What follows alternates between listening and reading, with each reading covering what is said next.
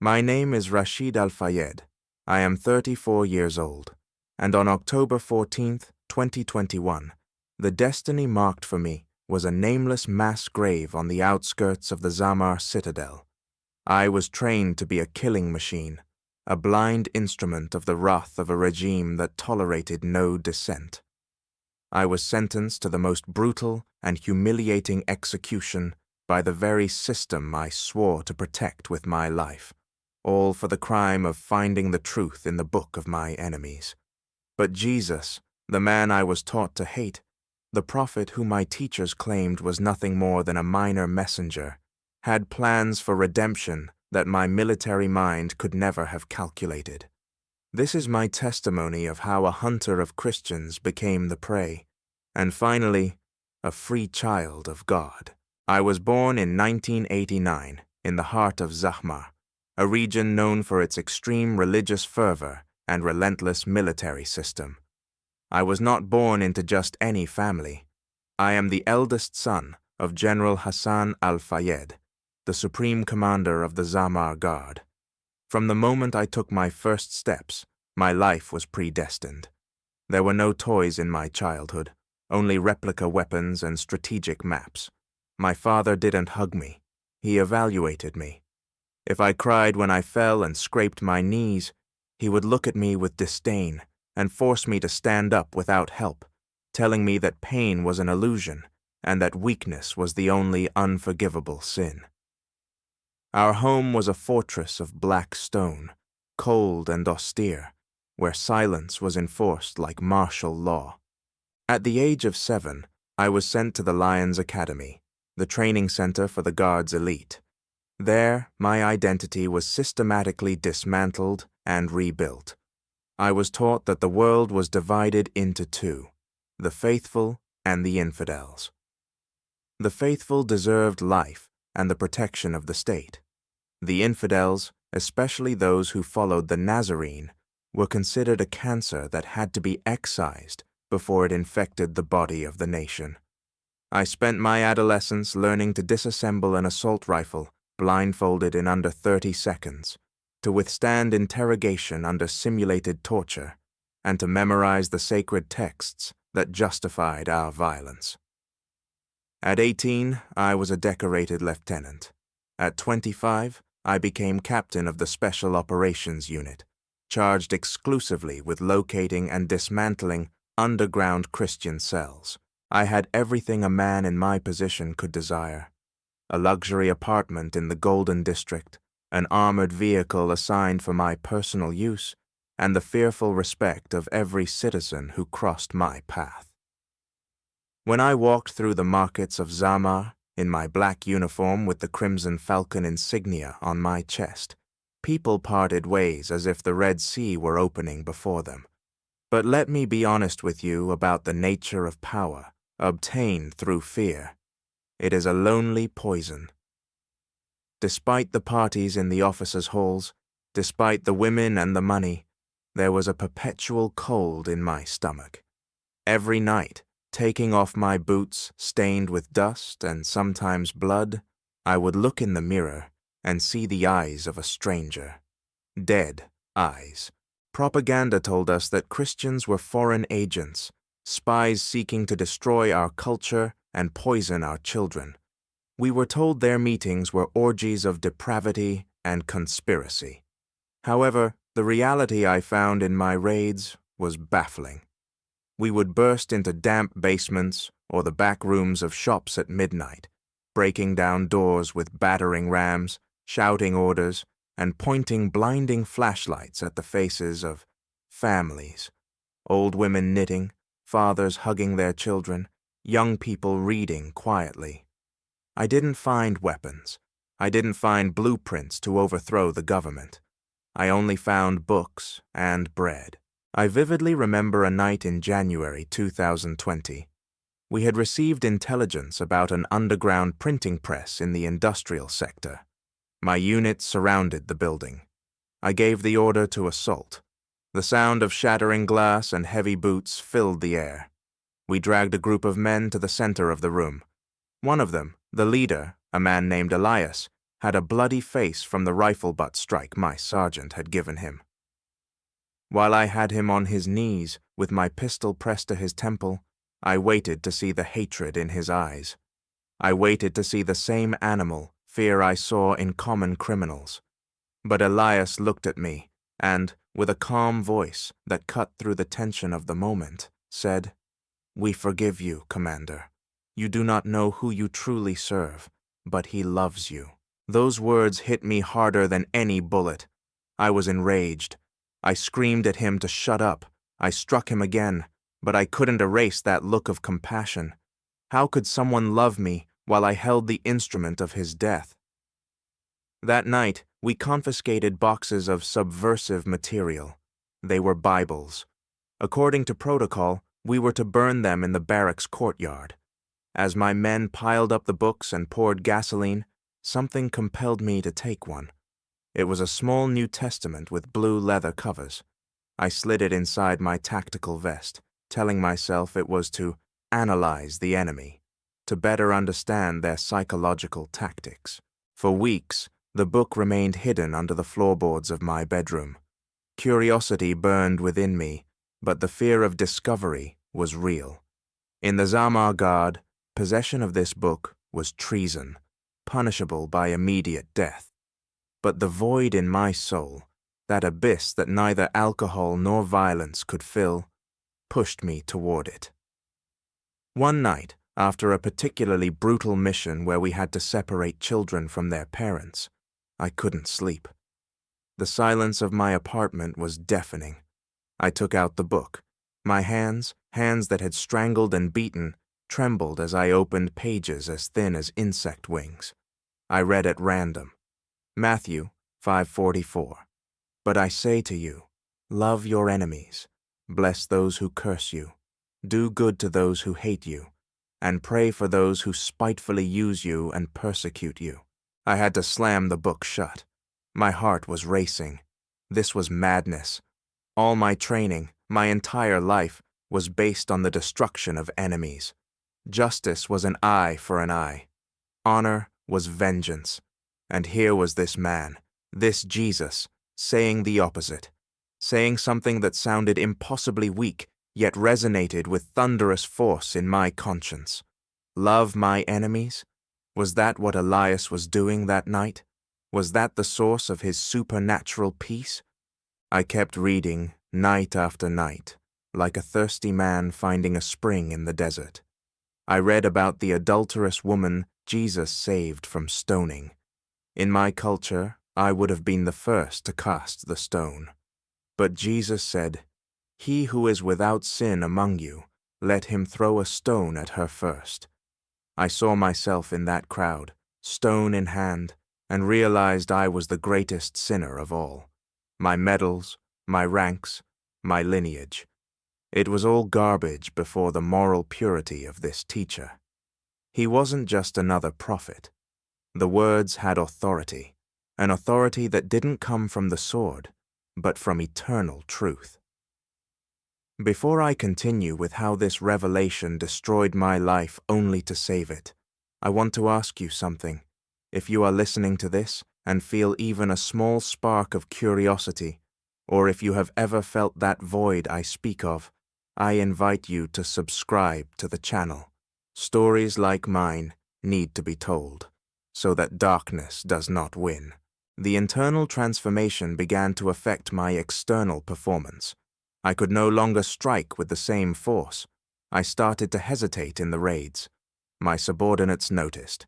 Tariq, my second in command, an ambitious man who coveted my position, began to watch me with suspicion.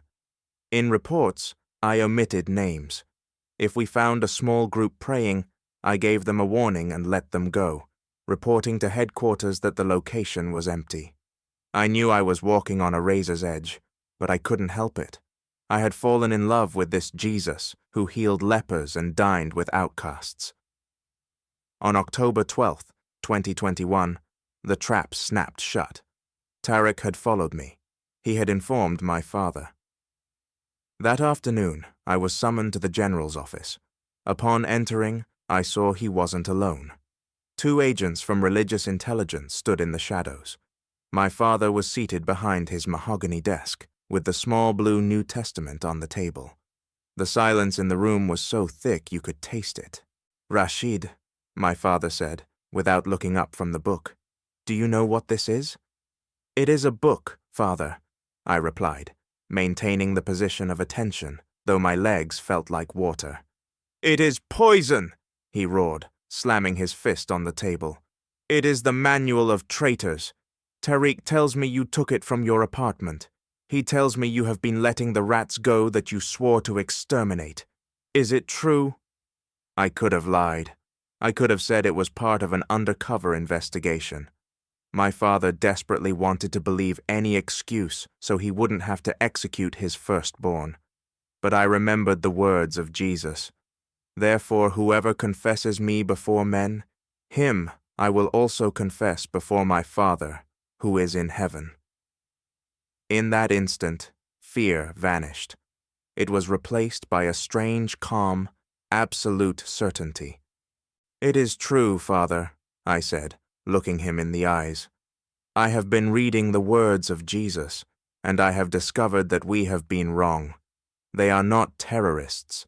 They are bearers of a truth that we try to silence with blood because we fear its light." My father's slap knocked me to the floor. Blood filled my mouth. "Take him away!" he shouted, his voice cracking with rage and shame. "I no longer have a son. This man is an apostate and a traitor to the homeland." I was stripped of my rank right there. They ripped the insignias from my uniform, tearing the fabric. I was handcuffed and dragged through the halls I used to command. I saw my own men, soldiers I had trained, looking at me with a mixture of horror and contempt. I was thrown into Section 4 of the Zahmar maximum security prison, the very place where I had sent so many believers. The irony was a punishment in itself. My cell was a concrete hole with no windows, damp and dark. The floor was covered in filth. For 2 days, I was subjected to brutal interrogations. They wanted names. They wanted to know who had brainwashed me. My former comrades took turns beating me. "Confess, Rashid," they told me. "Return to the true faith, and perhaps the general will have mercy." But every blow only served to solidify my faith. I remembered Christ's suffering on the cross. He had endured so much more for me. How could I surrender now? The trial was a quick farce, a closed-door military tribunal. I was convicted of high treason and apostasy.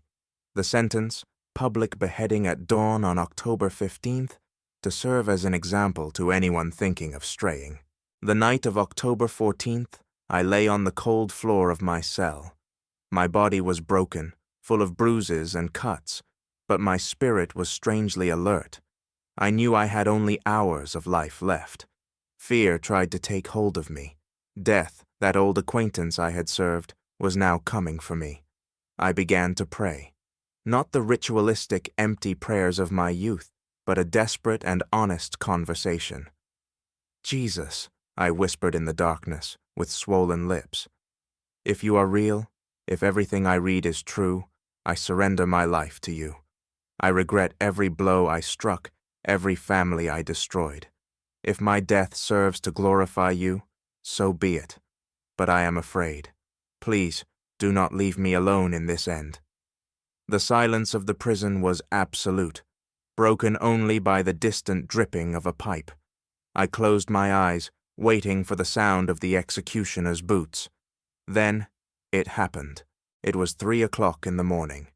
Suddenly, the cell, which was in abysmal darkness, lit up. It wasn't the electric light of a bulb. It was a white, pure, intense light, but one that didn't hurt the eyes. At first, I thought I was hallucinating from pain and dehydration. I sat up with difficulty, covering my face. In the midst of that light stood a man. He didn't touch the filthy floor. He wore robes that seemed woven from light itself. His face, oh, his face. I cannot describe it with justice. He had authority and power, like a warrior king, but his eyes were filled with infinite tenderness. I recognized who he was instantly. My soul recognized him. "Rashid," he said. His voice was not sound, it was like a vibration resonating in my bones, like the roar of many waters. "Why did you persecute me?" I fell on my face to the ground, trembling uncontrollably. "Lord," I managed to stammer, "I didn't know. I was blind. Forgive me." I felt a hand on my shoulder. The heat emanating from his touch instantly dissolved the pain of my wounds. I dared to look up. He was smiling at me. "You have been a warrior for darkness, Rashid. Now you will be a warrior for my light. You will not die today. I have a people that need to be protected, and many sheep that are still lost in this nation. You will guide them." "But Lord," I said, looking at the heavy chains binding my feet to the wall, "the sentence is passed. The guards are outside. There is no way out." Jesus stood tall, and his presence filled the small cell until it seemed the walls disappeared.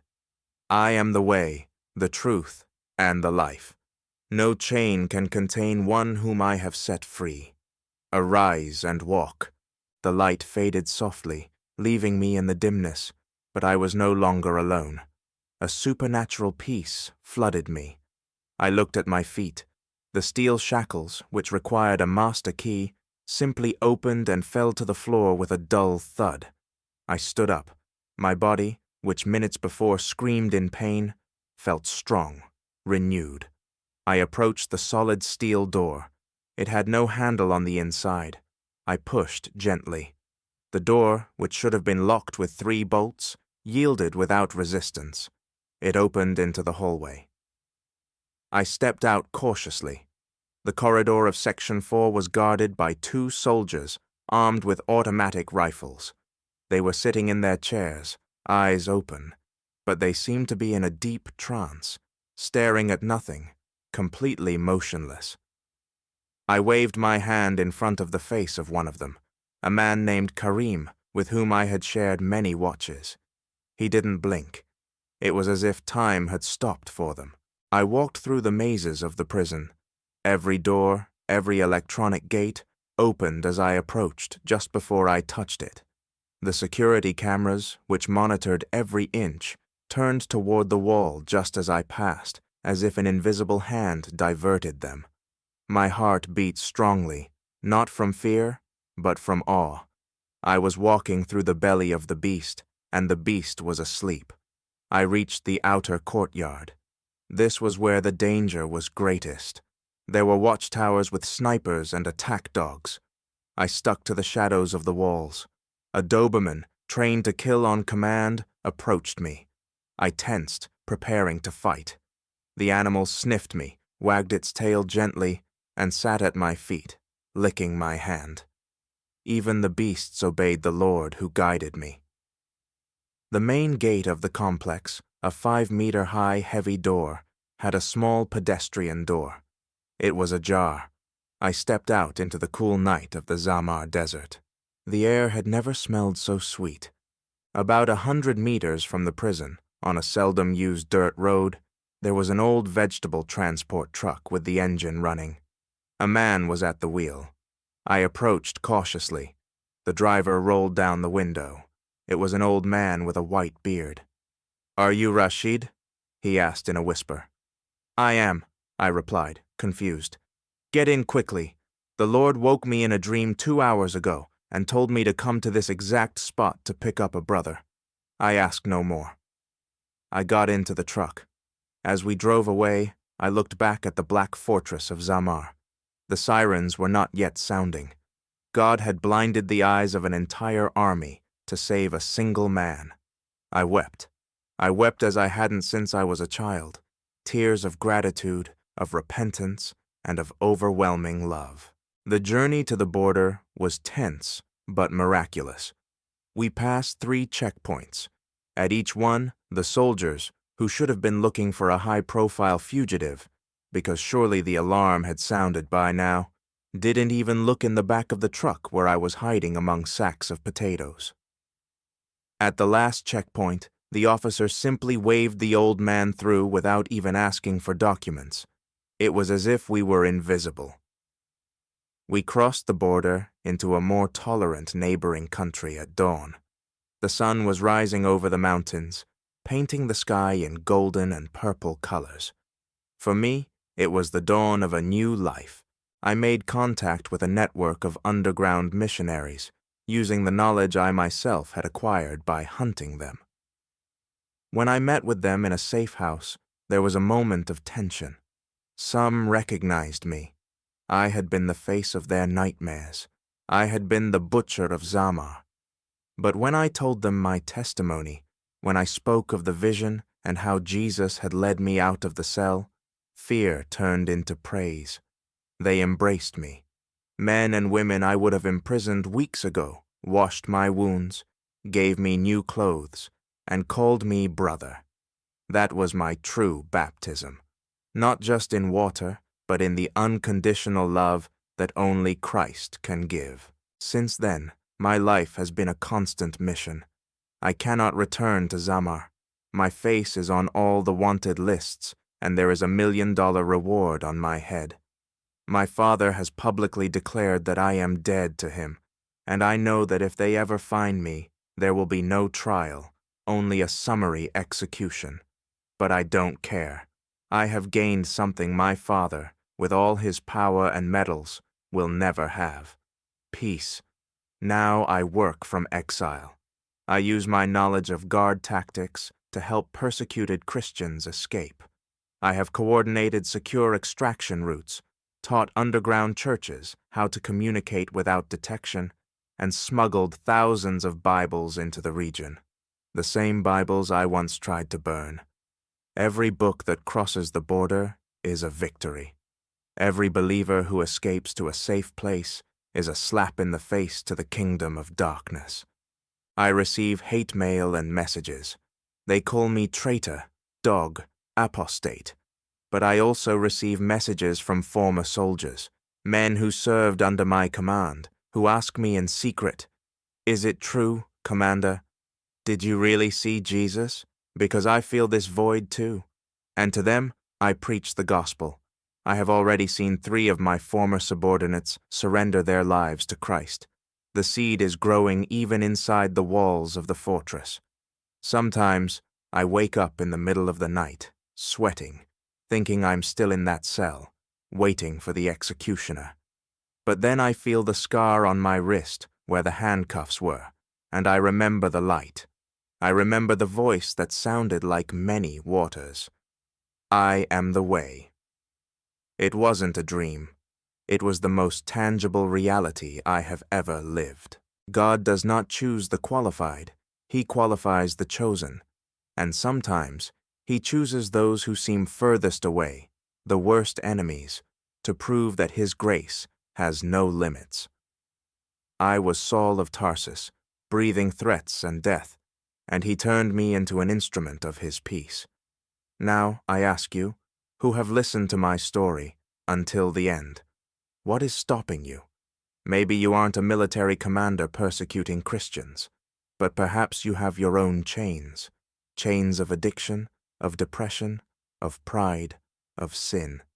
Maybe you feel trapped in a cell of your own making, waiting for an inevitable end.